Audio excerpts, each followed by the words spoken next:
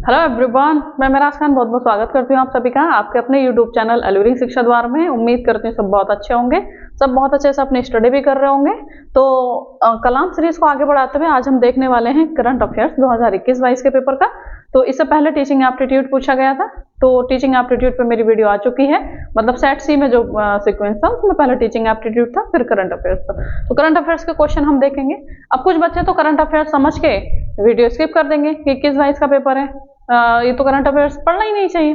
जाहिर सी बात है, जब एग्जाम होता है तो उसे 6 महीने पहले तक का करंट अफेयर्स आता है, तो ये तो कई साल पहले का हो गया, तो नहीं पढ़ना चाहिए वैसे तो अगर हम देखें। लेकिन जामिया का करंट अफेयर्स नहीं है। कहते हैं ना दोस्त दोस्त ना रहा, तो जामिया का करंट अफेयर्स नहीं रहा। उसमें जीएस भी पूछा है, उसने और भी क्वेश्चन पूछे हैं, जैसे कुछ काजीरंगा नेशनल पार्क पूछा है।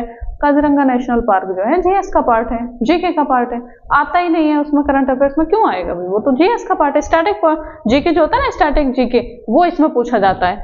और बाकी मैं क्वेश्चन बता दूं, ये जो पेपर है 21-22 का पेपर, ये पहला मुझे इसलिए बताना पड़ रहा है ताकि करंट अफेयर्स की क्लास समझ के बच्चे स्किप ना कर दें कि इतना पुराना करंट अफेयर्स हम नहीं पढ़ सकते। करंट अफेयर्स नहीं है, कुछ क्वेश्चन है करंट अफेयर्स के जो कि हम स्किप करेंगे सिर्फ आंसर देख के, वो हमारे लिए इंपॉर्टेंट नहीं होंगे। लेकिन इसमें पूछा गया है, नेशनल एजुकेशन पॉलिसी से क्वेश्चन आए हैं। 2020 में नेशनल एजुकेशन पॉलिसी आई थी और ये 2021 का पेपर है, तो जाहिर सी बात है उससे कई सारे क्वेश्चन इसमें पूछे गए। और जो पूछे गए, जैसे कोविड चल रहा था उस टाइम पे, तो कोविड से क्वेश्चन है। नेशनल पार्क है, काजीरंगा नेशनल पार्क है ना, और भी नेशनल एजुकेशन डे से क्वेश्चन आया जो पूछता ही है। एमयू की बात करूं या फिर जामिया की बात करूं, आता ही आता है। और एनसीईआरटी का भी, तो ये सब कुल मिला के हम करंट अफेयर्स इसको नहीं कह सकते, हम इसको static GK plus current affairs का नाम दे सकते हैं। तो स्टैटिक जीके जो है तो ये आपके लिए इंपॉर्टेंट हो जाता है, तो वीडियो स्किप मत करिएगा, क्योंकि ये हो सकता है कि यहाँ से कुछ क्वेश्चन रिपीट हो जाए, और रिपीट हुए भी हैं। इसमें कुछ क्वेश्चन रिपीट हुए भी हैं। आज जो 23-24 का पेपर था, 22-23 का पेपर था, वहां से यहाँ से क्वेश्चन रिपीट हुआ है, तो आपके लिए इंपॉर्टेंट हो जाता है।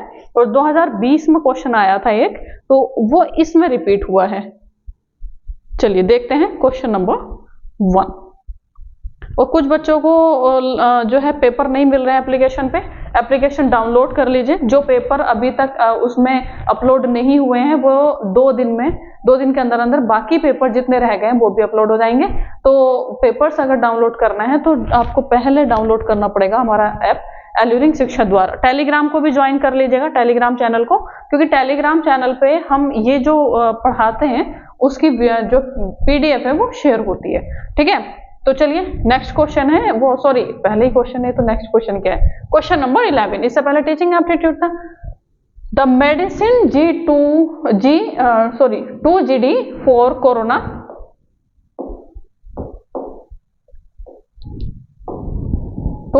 Corona treatment is developed by, मतलब पूछा जा रहा है आपसे कि आपको बताना है कि अब हिंदी वाले बच्चे परेशान नहीं होंगे, मैं हिंदी में इसको बता दूंगी। ठीक है, दैट मेडिसिन 2GD जो मेडिसिन थी फॉर कोरोना के लिए, ट्रीटमेंट के लिए, तो वो डेवलप किसके द्वारा की गई थी? रैनबैक्सी के, डीआरडीओ के, इसरो के, या फिर भारत बायोटेक के? तो इसका जो करेक्ट आंसर है वो है डीआरडीओ ने मेडिसिन बनाई थी। तो कोविड के टाइम की बात है, तो इसमें बहुत सारी वैक्सीन आ रही थी, मेडिसिन आ रही थी, है ना, तो डेवलप ये वाली जो मेडिसिन थी वो किसने? डीआरडीओ ने बनाई थी। रिपीट होने के चांस बहुत कम है, फिर भी ध्यान रखना है, क्योंकि 2020 में क्वेश्चन पूछा गया था जो चाइना का एक जो है सैटेलाइट व्हीकल था, लॉन्च व्हीकल, वो रिपीट कर दिया इन्होंने इस पेपर में। तो कुछ नहीं कहा जा सकता कि कौन सा क्वेश्चन ये रिपीट कर दें और सेम टू सेम। तो आपको ध्यान रखना है कि जो मेडिसिन बनाई थी 2GD, वो डीआरडीओ ने बनाई थी। अब यहां से आपके लिए इंपॉर्टेंट हो जाता है, एक और क्वेश्चन बन सकता है कि डीआरडीओ के डिफेंस रिसर्च डेवलपमेंट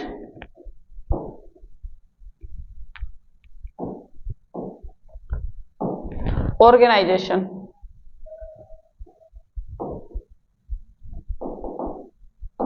ठीक है, defence research and development organisation. तो डीआरडीओ की फुल फॉर्म आपको याद रखनी है, यहां से ये क्वेश्चन बन सकता है।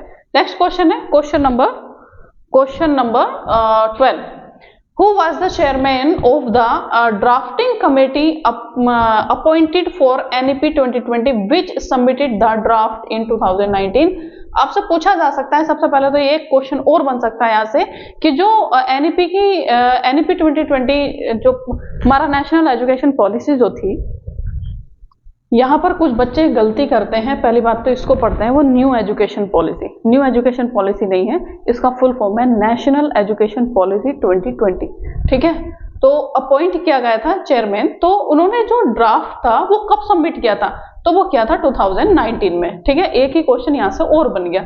अब आपसे पूछा जा रहा है कि चेयरमैन किसको बनाया गया था, तो वो थे के कस्तूरी रंगन। कौन थे? के कस्तूरी रंगन। और ये कब की बात है? ये 20 मतलब इन्होंने 19 में ड्राफ्ट सबमिट किया था और जो नेशनल एजुकेशन पॉलिसी थी वो थी 2020। ये कस्तूरी रंगन साहब हैं और ये क्या कर रहे हैं? ड्राफ्ट। अभी किसको दे रहे हैं? ये नेशनल मतलब जो एजुकेशन मिनिस्टर हैं उनको ये दे रहे हैं। अब आपने देखा कि ये जो आपसे क्वेश्चन और बन सकता है कि 2020 में जो एजुकेशन मिनिस्टर थे, जब ड्राफ्ट कमेटी ड्राफ्ट को सबमिट किया गया था कस्तूरी रंगन के द्वारा, तो उस टाइम पे जो थे मिनिस्टर ऑफ एजुकेशन कौन थे? एक क्वेश्चन बन सकता है। तो वो थे धर्मेंद्र प्रधान। सॉरी, धर्मेंद्र प्रधान तो इस टाइम पे हैं, ये थे डॉक्टर पोखरियाल निशंक। डॉक्टर रमेश पोखरियाल निशंक। और कोविड के टाइम पे उन्होंने बहुत सारे इनिशिएटिव किए थे कि मतलब ऑनलाइन एजुकेशन में।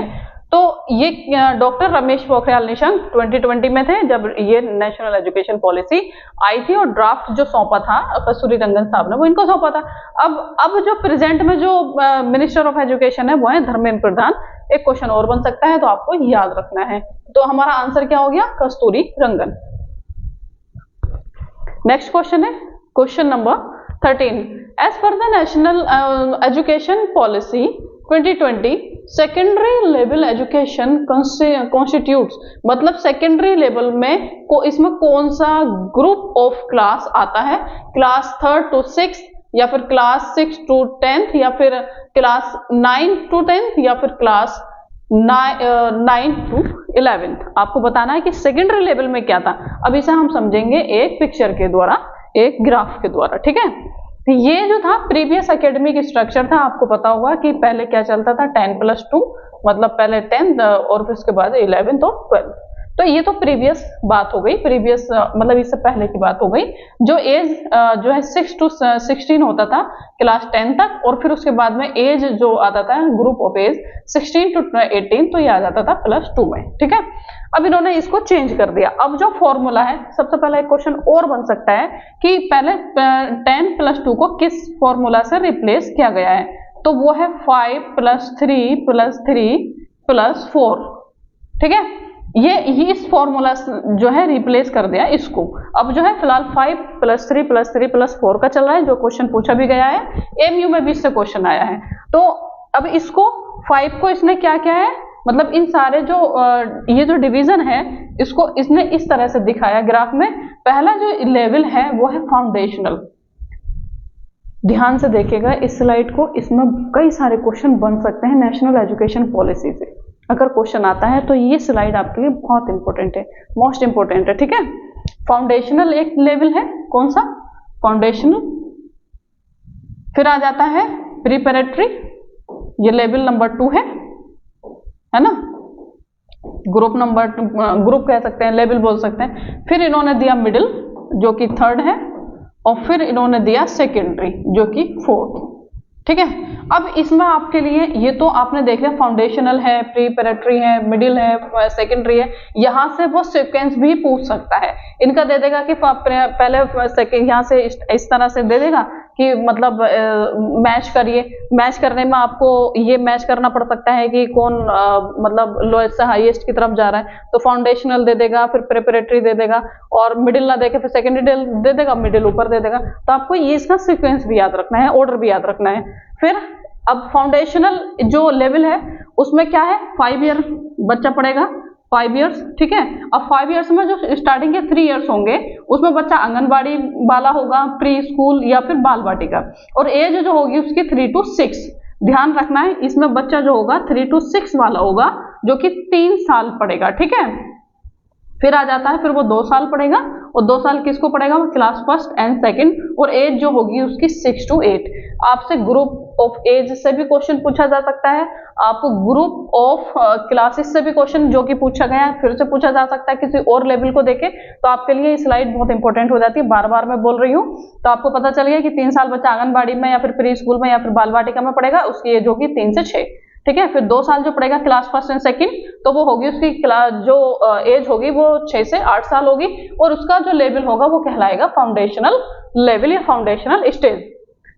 फिर वो नेक्स्ट स्टेज पे जंप करेगा, तो वो होगा उसका 3 साल यहाँ पर पढ़ेगा, और वो क्लास 3rd to 5th, ठीक है। और एज होगी उसके 8 से 11, और ये जो लेवल कहलाएगा वो कहलाएगा उसका प्रिपरेटरी लेवल या प्रिपरेटरी स्टेज, ठीक है।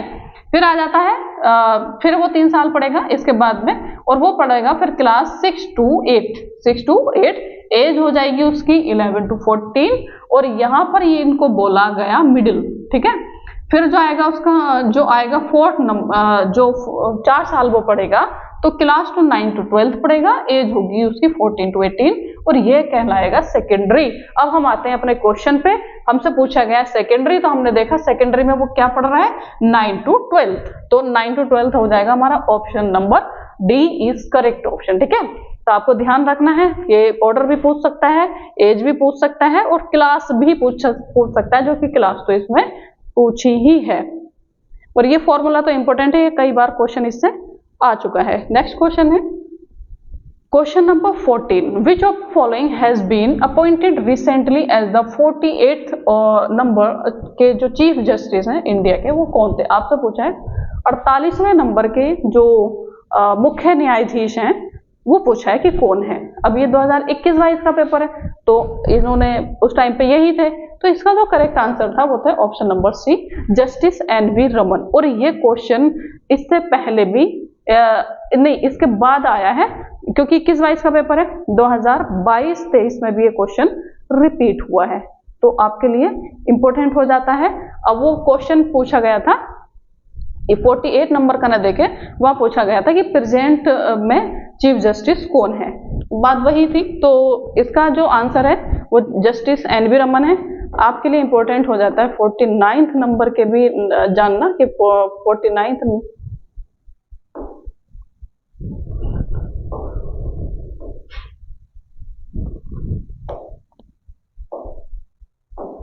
हमें पता होना चाहिए 49th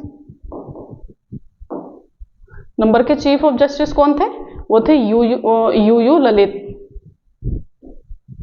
ठीक है। पेन आप थोड़ा परेशान कर रहा है।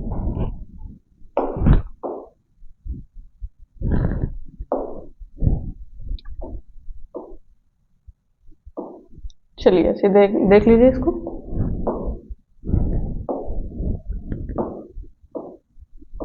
फोर 49, ठीक है, वो थे यू ललित।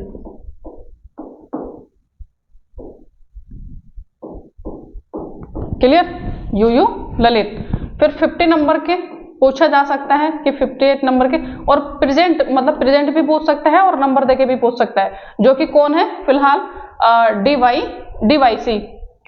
DY चंद्रचूड़, ठीक है। प्रेजेंट में ये क्या है, चीफ जस्टिस ऑफ इंडिया, और इनका नंबर भी याद रख लेना, नंबर भी पूछा जा सकता है। नेक्स्ट क्वेश्चन है question number 15, who has been appointed as the chief adviser to CM Mamata Banerjee. इस टाइम पे ममता बनर्जी की गवर्नमेंट बनी थी, और ममता बनर्जी ने फिर एक को अपॉइंट किया था एज अ चीफ एडवाइजर, तो वो थे अपापन बंदोपाध्याय, ठीक है। बस इतना ही जानना है, ये करंट अफेयर्स का क्वेश्चन था।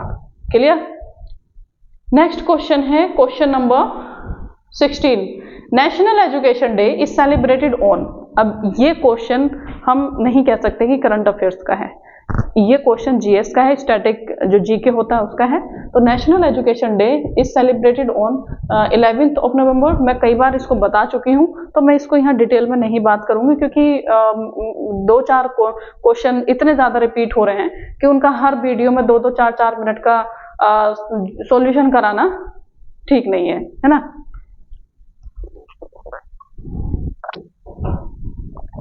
तो आपको पता होना चाहिए नेशनल एजुकेशन डे 11th नवंबर। इससे पहले वाली वीडियो में मैंने पिक्चर के थ्रू भी समझाया है कि 11th नवंबर को होता है। अब इससे और क्वेश्चन क्या बन सकते हैं, हमें ये ध्यान रखना होगा, जो मैं बताती भी हूँ कि 5 सितंबर को क्या सेलिब्रेट होता है। पहले तो यही आपको पता होना चाहिए, आपको पता करना है, ठीक है, अगर नहीं पता तो। अब नेशनल एजुकेशन डे जो मनाया जाता है, जो सेलिब्रेट होता है, किसके बर्थडे पे होता है? मौलाना अबुल कलाम आजाद। मौलाना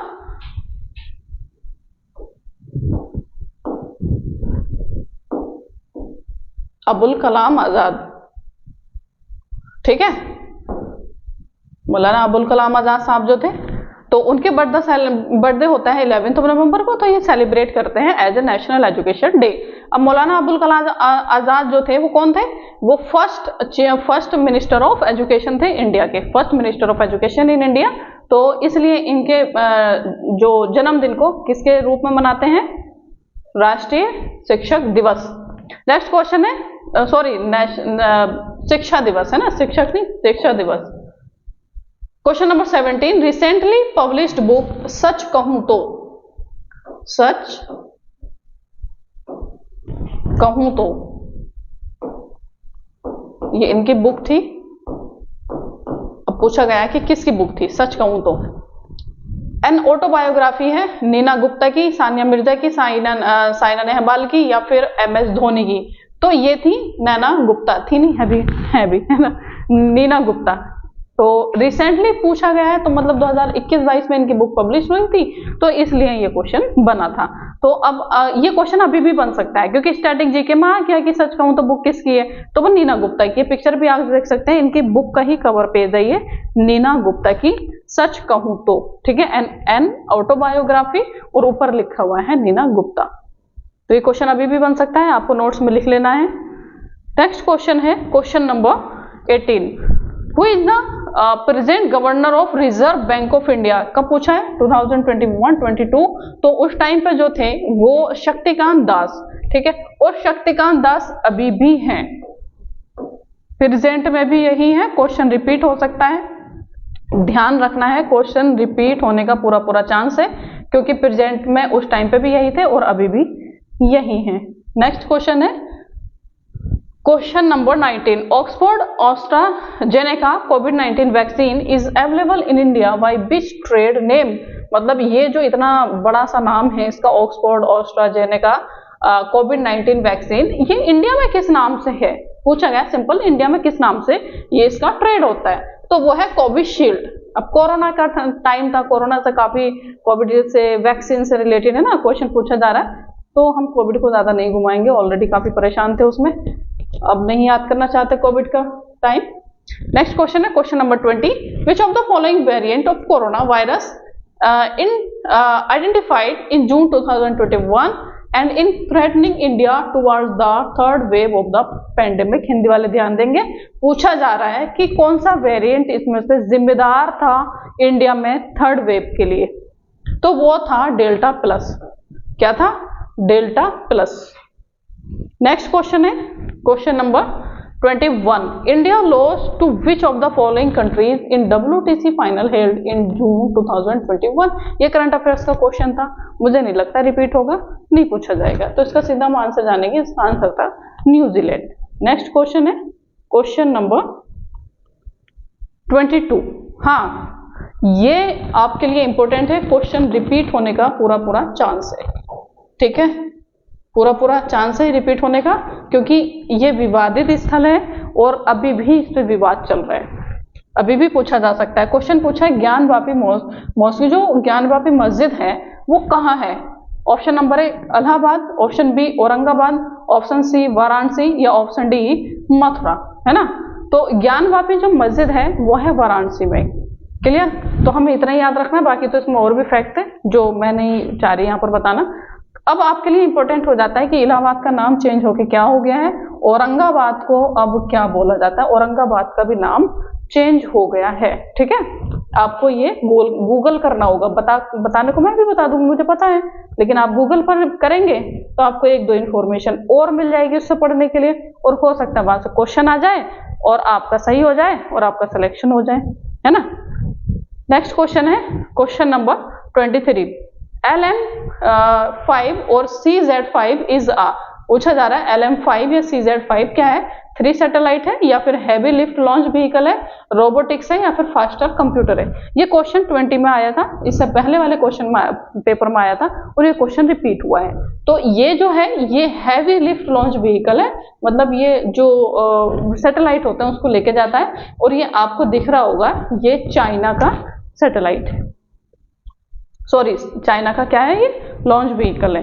नेक्स्ट क्वेश्चन है question number 24, the world futures energy summit 2020 was held at, मतलब जो वर्ल्ड फ्यूचर्स एनर्जी समिट था 2020 में कहाँ हुआ था, अबू धाबी, पेरिस, लंदन या फिर टोक्यो, तो ये हुआ था अबू धाबी, ठीक है, कहाँ हुआ था, अबू धाबी, नहीं रिपीट होगा।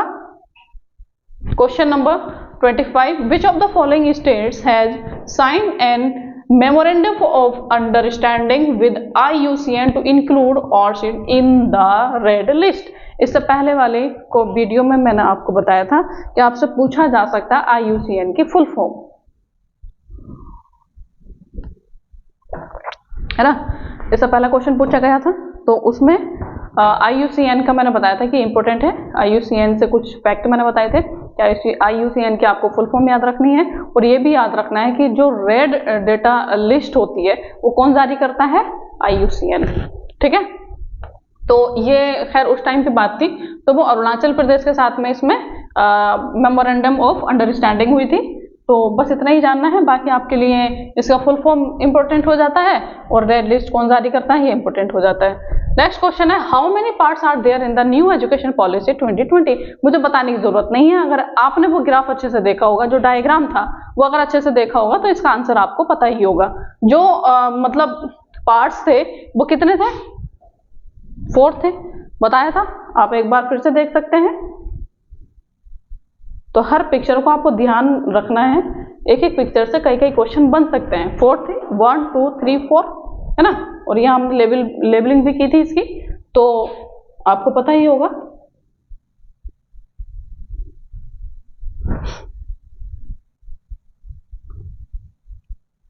नेक्स्ट क्वेश्चन है question number 27, the winner of miss universe 2020। Miss universe किसका पूछा गया है, 2020 का तो आप नहीं पूछेगा, क्लियर सी बात है, लेकिन हाँ इस बार की जो मिस यूनिवर्स है उससे क्वेश्चन जरूर बन सकता है। तो हमने देख लिया इसका answer, the winner of miss universe 2020 कौन थी, तो वो थी एंद्रामेजा। आपके लिए इंपॉर्टेंट होगा कि इसके बाद में 2021 मतलब 2021 में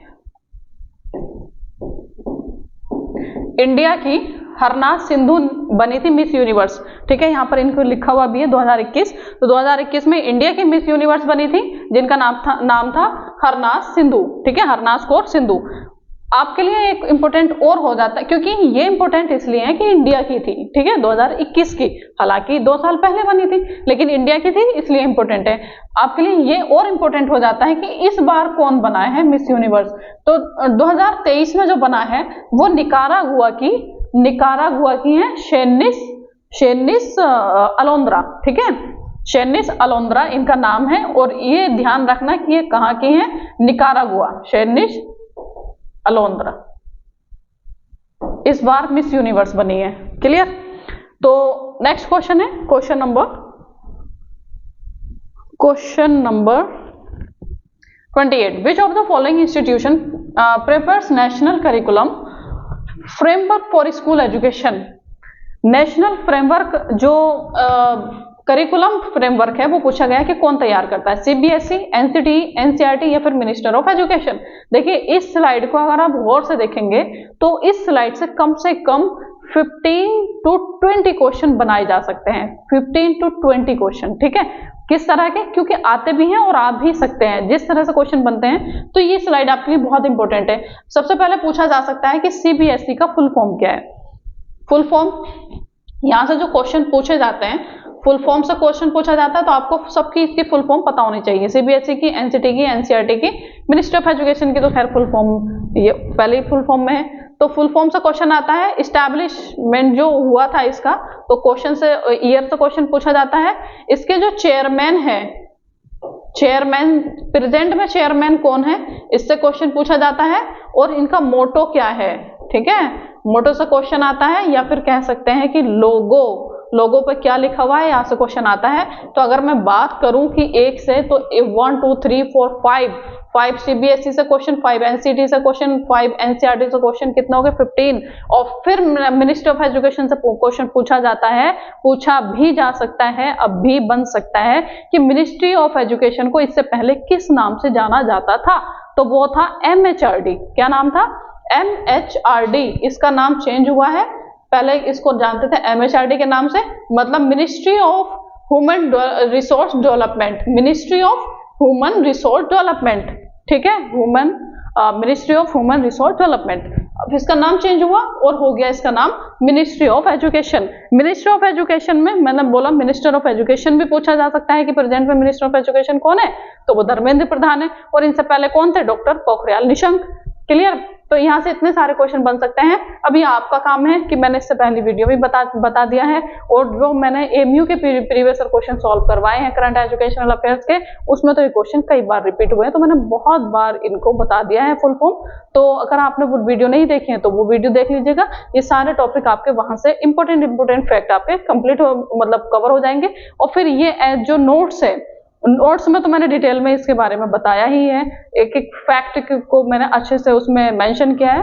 तो जो नोट्स है उसमें तो ये कंप्लीट इन्फॉर्मेशन है, तो मैं यहाँ पर इससे ज्यादा डिस्कस नहीं करूंगी। हम सीधा क्वेश्चन पे आते हैं। अब यहाँ पर क्वेश्चन देखिए, आंसर जो था इसका बहुत सिंपल था। कैसे? क्यों आपसे पूछा गया करिकुलम, और आपको पता है करिकुलम मतलब पाठ्यक्रम, पाठ्यक्रम मतलब सिलेबस। ये कौन बनाता है? एनसीईआरटी। एनसीईआरटी की बुक पढ़ी है आपने? पढ़ी भी होंगे, पढ़ भी रहे होंगे। तो कौन एनसीईआरटी की बुक कौन बनाता है? एनसीईआरटी, है ना। तो करिकुलम का काम कौन करता है? वो एनसीईआरटी करता है। क्लियर? नेक्स्ट क्वेश्चन है क्वेश्चन नंबर, मैंने इससे पहले एक वीडियो में एक क्वेश्चन को मैंने एक्सप्लेन तो बहुत अच्छे से कर दिया, इकोनॉमिक एक्टिविटी, और मैंने ऑप्शन पे टच नहीं, मतलब ऑप्शन पे क्लिक नहीं किया कि इसका ऑप्शन कौन सा होगा। हालांकि बच्चे अगर वो मैंने जो इन्फॉर्मेशन दी है अगर उसको अच्छे से देखे होंगे तो वो आंसर लगा लेंगे। मतलब मैंने पढ़ा दिया, पूरा एक्सप्लेन कर दिया, लेकिन मैंने आंसर नहीं बताया, भूल गई उसको क्लिक करना, टच करना, मतलब बताना। तो इसका मैं ध्यान रख रही हूँ इस वीडियो में। नेक्स्ट क्वेश्चन है question number 29। How much % of growth in GDP was observe during 2021? मतलब 2021 में जो हमारा जीडीपी का ग्रोथ रेट था वो क्या था? तो वो था 1.6। क्या था? 1.6। पुराना डेटा याद नहीं रखना। नेक्स्ट क्वेश्चन है question number 30। Who has won the ICC Men's ODI Player of the Decade Award ICC 2020? तो 2020 का भी नहीं पूछेगा, तो सीधा सीधा हम क्वेश्चन आंसर देखेंगे, विराट कोहली। नेक्स्ट क्वेश्चन है question number 31। In which of the following states assembly election is not due in 2020? मतलब इनमें से जो 2020 में इलेक्शन होना है वो इनमें से कौन सा नहीं है ना? तो वो था UP. Following state assembly election is not due in 2020। मतलब मुझे लग रहा है इसमें टाइपिंग एरर है क्वेश्चन में। जो क्वेश्चन पूछा गया था वो पूछा गया था कि 2022 में इलेक्शन कहाँ होना है, तो 2022 में जो इलेक्शन होना था वो तो यूपी था, है ना। तो इसका मैं अभी चेक करूंगी, शायद ये क्वेश्चन गलत है। ठीक है, नेक्स्ट क्वेश्चन है question number 32। Who gave the title of flying Sikh to Milkha Singh? मतलब जो मिल्खा सिंह थे उनको फ्लाइंग सिख की जो टाइटल दी थी वो किसने दी थी, पूछा गया है। जवाहरलाल नेहरू ने दी थी, या जनरल अयूब खान ने, या फिर जनरल जियाउल हक ने दी थी, या फिर इंदिरा गांधी ने? तो ना इंदिरा गांधी ने दिया था, ना जनरल जियाउल हक ने दिया था, ना ही जवाहरलाल नेहरू ने दिया था। इनको जो टाइटल दिया था वो जनरल अयूब खान जो कि पाकिस्तान के थे, और ये एक मतलब कंपटीशन में पार्टिसिपेशन के लिए गए हुए थे, और वहाँ इन्होंने जो एक पाकिस्तान के धावक थे, है ना, जो इनके साथ दौड़ रहे थे, उनको हराया था। तो यहाँ पर जनरल अयूब खान साहब ने बोला था कि मतलब आप दौड़े नहीं, आप उड़े थे। तो वहीं से एक टाइटल मिल गया इनको, फ्लाइंग सिख। ठीक है, जो इस पे मूवी भी आई है, और इनकी डेथ हो गई इसलिए ऐसा क्वेश्चन बना था। तो आपसे ये क्वेश्चन फिर से पूछा जा सकता है कि फ्लाइंग सिख किसको बोला जाता है? तो वो थे मिल्खा सिंह। ठीक है, रिसेंटली वो मतलब उस टाइम पे ये एक्सपायर हो गए, तो ये तो क्वेश्चन में नहीं देगा कि रिसेंटली जो एक्सपायर हुए वो उनको किस टाइटल के नाम से जाना जाता था। नहीं, इनके टाइटल किसने दिया था? आपसे सीधा पूछेगा फ्लाइंग सिख के नाम से किसको जाना जाता है।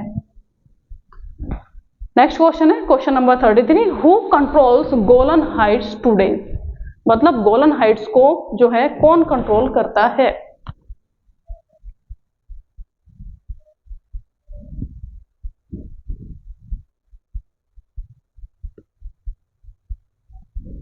हमने एक इसमें पिक लगाई थी, शायद वो आई नहीं है, तो हम उसको चेक कर रहे हैं कहीं और तो नहीं लग गई है। ऐसे ही बता देते हैं, गोलन हाइट्स क्या है।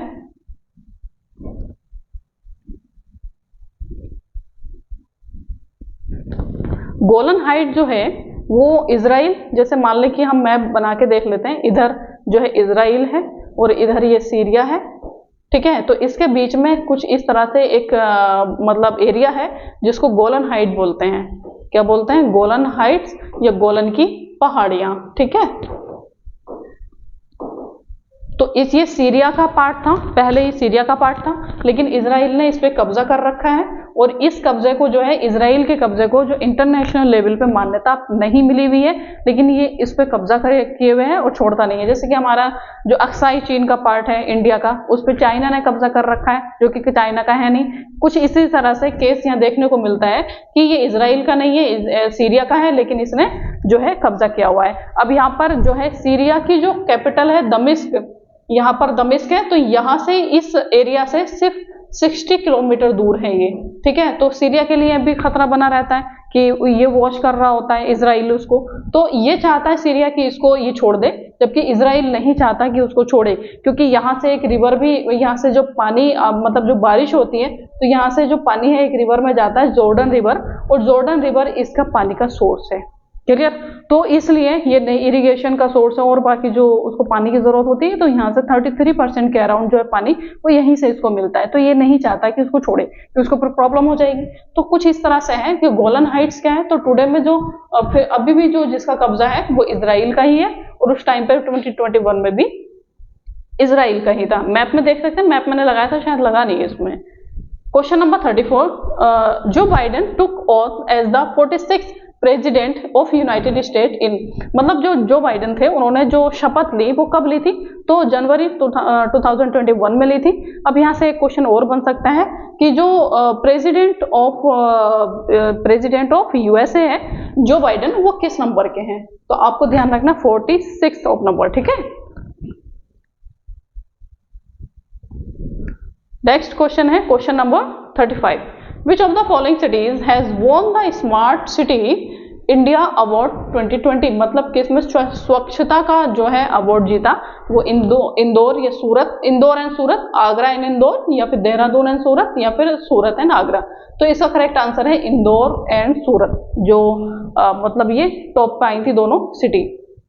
नेक्स्ट क्वेश्चन है question number 36, recently plasma donation was in news, मतलब उस टाइम पे प्लाज्मा क्या था, प्लाज्मा डोनेशन, क्योंकि कोविड का प्रकोप था, है ना, प्लाज्मा ब्लड ये सब मतलब, और ये रेस्पिरेशन का ही मसला था उस टाइम, उसमें तो ये news, how much percent of human blood is plasma, 85%, 65% या 55% या फिर 90%, उसका करेक्ट आंसर है 55%। अब ये आपसे पूछा जा सकता है, इतना रिसेंटली वो हटा देगा, रिसेंटली वर्ड कट कर देगा और पूछ लेगा प्लाज्मा डोनेशन, मतलब ये भी नहीं न्यूज है ना, प्लाज्मा डोनेशन होता है और ये इसमें कितना परसेंट जो होता है ब्लड में प्लाज्मा होता है, तो होता है 55%।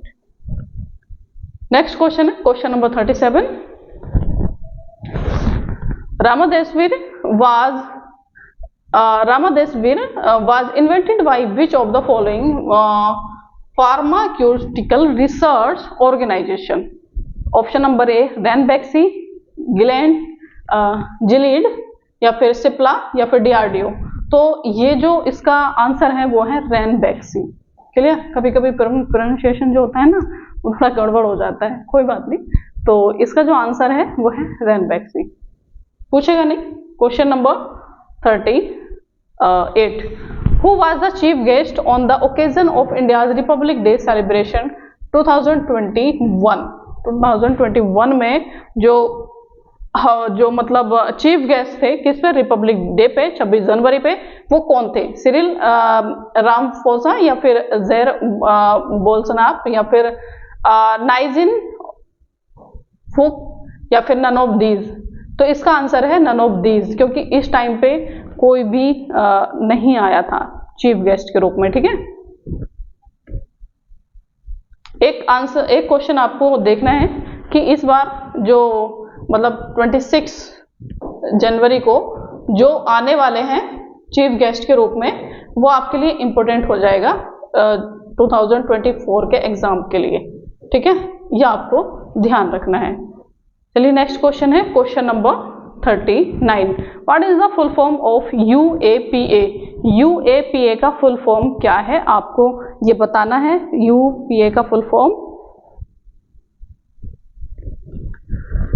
अनलॉफुल एक्टिविटीज प्रिवेंशन एक्ट, या फिर अनआइडेंटिफाइड एम्यूनिटेशन प्रिवेंशन एक्ट, या फिर option C unlawful action prevention act, या फिर option D unlawful activities prohibition act. Polity से सीधा सीधा क्वेश्चन है, तो 39 का हमारा आंसर हो जाएगा ए, अनलॉफुल एक्टिविटीज प्रिवेंशन एक्ट। अभी पॉलिटी वाले सर ही इसको एक्सप्लेन करेंगे होता क्या है, तो किसी न किसी क्वेश्चन में ही ले लेंगे। Question number 40, which of the following is being constructed as part of India central vista redevelopment project? Option number A AIIMS Delhi, option B parliament building, option C Rajiv Chowk, या ऑप्शन डी दिल्ली मेट्रो। तो आपको पता है कि हमारा पार्लियामेंट जो building है वो ट्राइंगल शेप में बना था, तो आप ये इसी से पूछा गया है, तो ऑप्शन नंबर बी हमारा करेक्ट होगा। अब आपको ये जानना है कि पार्लियामेंट बिल्डिंग जो बनी थी उसको बनाया किसने था, उसके वास्तुकार कौन थे, तो ये आपको खुद गूगल करना है। ठीक है, नेक्स्ट क्वेश्चन, यहाँ पर हमारा सारा कंप्लीट हो गया 2021-22 का जो है करंट अफेयर्स। इसके बाद में जो भी शायद जीके की यूनिट है तो वो जल्दी आ जाएगी वीडियो, और आप देखिएगा और बने रहिएगा, क्योंकि इसके बाद में हम AMU का क्वेश्चन पेपर सॉल्व कराने वाले हैं। AMU का क्वेश्चन पेपर सॉल्व होगा और तभी हमारा बैच लॉन्च हो जाएगा इंशाल्लाह। तो बने रहिएगा और अच्छे से प्रिपरेशन करिएगा। कोशिश की है हमने एक अच्छा सॉल्यूशन देने की, तो उम्मीद करती हूँ कि आपके लिए हेल्पफुल होगा और आप अच्छे से पढ़ेंगे और आप सिलेक्शन लेंगे इंशाल्लाह। Thanks for watching.